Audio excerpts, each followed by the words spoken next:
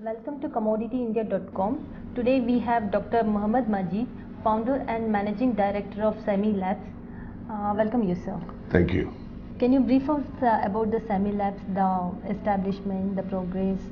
Sami Labs is a company that started in 1991. We are focused on research, manufacture and export of medicinally useful products. Established in 1991. Yes. So what are the products you first established? One of the products that I first introduced through this company was a product called Garcinia cambogia, also known as kokum in the vernacular language. Okay. And then followed by a number of products that are used in Ayurveda in a standardized form to the American markets. You must export the commodity from processed commodity. Processed items, value-added items. Okay. Although my raw materials are all commodity items from India, even kokum is a large commodity item, but we buy it, process it, add value and then export it. Okay. Which are the countries you export, sir, mainly? Today we export to Europe, America predominantly, Japan and most of Southeast Asia. Okay. And from US we manage the South American market also. Okay. Any product you sell it in the domestic market? There are many products that we sell. Many of the products are now starting to be sold in India. Okay. And we also develop formulations which are better value added for several companies. You're into nutraceuticals. The Yes. market is growing. Yes. And there is an expectation like the market will grow by $250 billion by 2018. Yes. Yes. Your view on that? Let me start with the term nutraceutical. Okay. The term nutraceutical came into effect in 1993, coined by a New Jersey doctor. Prior to that, all the traditional herbal medicines were literally called snake oil medicine. Okay. But since 1994, US government came up with the Dietary Supplement and Health and Education Act, which really helped to pinpoint the kind of products that can be marketed in the US market and the kind of claims one can make. Okay. And subsequently, Europe adopted some of the guidelines, Japan adopted some of them, and of course, some of the Southeast Asian countries also followed, as well as by the South American countries. So it started from the US, but in the next 5 to 10 years, accepted worldwide by people. The term nutraceutical encompasses a number of products, and primarily they are meant to help prevent a disease condition. Yeah. Because today people can take a preventive supplement to manage diabetes or avoid cardiovascular complications. The market is ever increasing. Both the US and the rest of the world, it is increasing. The awareness has come to India also. And here also the market is increasing quite a bit for us. Okay. So what is Sami Labs' contribution for this one? Simply stated, we pioneered this idea of standardized phytonutrients. Prior to Sami Lab coming into the picture, the idea of a standardized phytonutrient was not there. Okay. One of the first product marketed as a standardized phytonutrient was turmeric extract. Okay. Turmeric is a big commodity item in India. Yeah. And we use tons and tons and thousands of tons, and we use it in our curries also. Yeah, correct. But we never imagined that one day a time will come, the active ingredient in turmeric, the color, could be a very effective phytonutrient. You're into this tetrahydrocurcumin processing. Yeah. What exactly it is and how it is different from the natural curcumin now? It is actually natural curcumin, but we take the curcumin and convert that synthetically into white colored material and call it tetrahydrocurcumin. Okay. But now research has shown that the white turmeric or the white curcumin also preserves all the biological effects of the yellow colored curcumin and a bit more. And a bit more convenient for in terms of usage. Okay. Most American companies don't want the yellow color, they shun that one, although they adopted that one. But now they have a choice. The color-free turmeric they can use.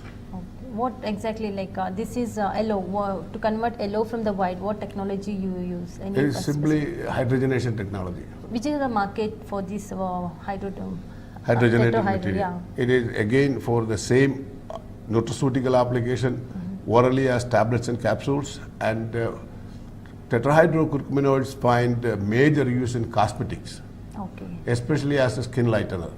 This is in it is a powder or how you use It's a powder. it? It's a powder. Yes. About supercritical fluid technology you Yeah. use. What are the products you are manufacturing from that superfluid? A number of products we use the supercritical fluid extraction. In fact, very interesting you asked that question because the facility that we have in India, it's a commercial facility, is based on the Indian technology. We did not import this machinery from Europe or anywhere else.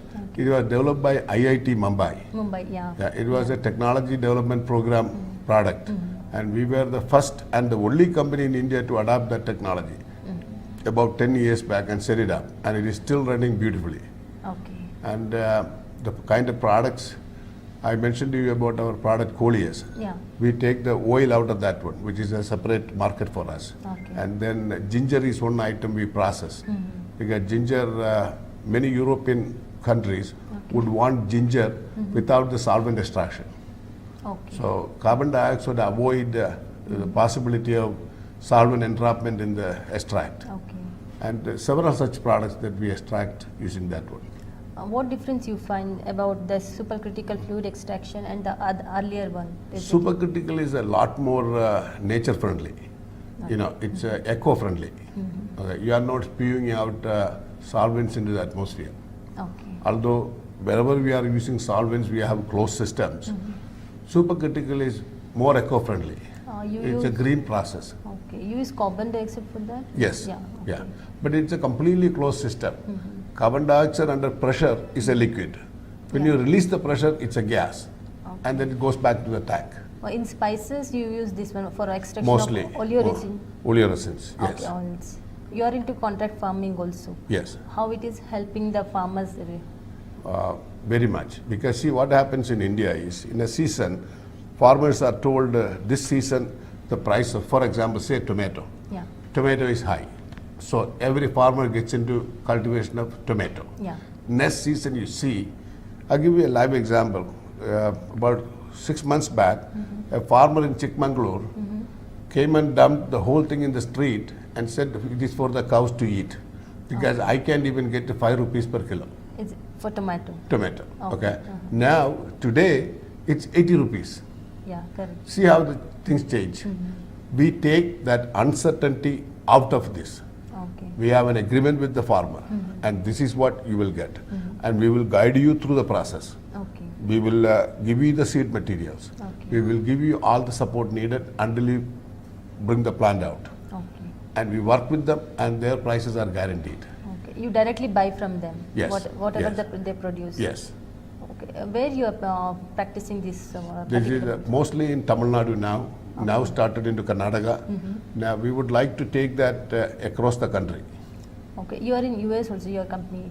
Are you practicing this in the other countries also, contract farming with the No, we are doing the contract farming in Uganda, Okay. Kenya. Oh. We have done some work in Vietnam. We are also doing some work in Philippines. You are also into this cosmeceutical industry? Cosmeceuticals. Yeah. What you see like in India, the demand and the future prospectus for these cosmeceuticals in India? I can make a general statement first saying that the demand for cosmeceutical in India is very big. Very big, Because okay. as people can afford a little bit costlier Cosmetics. cosmetics, Yeah. people will go for cosmeceuticals. Now let me differentiate between cosmetics and cosmeceuticals. Okay. Cosmetics is a dream in a bottle. Cosmeceutical had to do some benefit. Okay. Say you have a light pigmentation.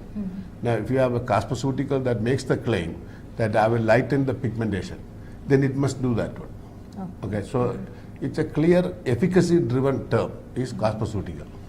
Okay. Yeah. So what you use spices also in this? Spices Yes. extracts? What are Yes. other than turmeric? What are the spices you use for this one? Ginger can be used. Okay. Ginger is there. And there are a number of them. Can't recall all the names now. Okay. Yeah. And this contract, going back to contract farming, this you are particularly doing it for herbs. Yeah. So are there any plan to do it in spices also? In spices also we are doing. We have given out a large contract to do turmeric this year. so that the stabilization and even farmers are not sure today whether if they cultivate turmeric whether they will get the price. Yeah. So there we have asked them to do almost 10,000 acres of turmeric In which area, sir? in Tamil Salem Nadu. area, Tamil Nadu area. Okay. Is it any particular variety you have given, or it is a No, it's a hybrid? general variety that Tamil Nadu has. Okay, it's Salem variety. Salem variety. Okay. Yeah. Do you do this organic cultivation? No, we are not insisting on organic cultivation for the simple reason, whatever we buy, we put it through a solvent extraction or a carbon dioxide extraction process. So it undergoes subsequent processing, so the organic nature is lost. But we make it a major point and insist that they avoid pesticides. I would go with natural biopesticides. Okay. Yeah. So if they use the pesticides while exporting this FSSI standards, do they It have is any not problem? FSSI standards. You have to deal with the American and Japanese standards. Yeah. They are far more stringent. Yeah, In correct. fact, the costliest equipment I have in this company is an equipment that will detect pesticides at the lower PPB levels. If you want to be in the export business, you cannot afford to have pesticides in your product. Yeah, because nowadays, especially in spices, Yeah. most of the containers is getting rejected only because of the pesticides, especially the salmonella. Yeah. What are the things you are doing to control that one? No, we except control that from the ground Okay. with the farmers. We work through a group and they have a large number of people that will interact with the farmers on a daily basis. Okay. And if there is a need, they will suggest the right kind of biopesticides. And you are also into aquasol ingredients. What is Yeah. this all about?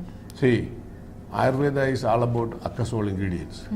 Ayurveda never used any solvents. Okay. Okay, so there are some companies that would like water extracted material. That is what aquasol means. Yeah. What exactly the process? Like so many people is not aware of this aquasol. Aqua Very means simple. water. Very simple. Put it in water and boil it. Okay. For each one of them, there is a specified time that you develop with your lab experiments, Okay. so that you get the right kind of quality at the extract level. Okay.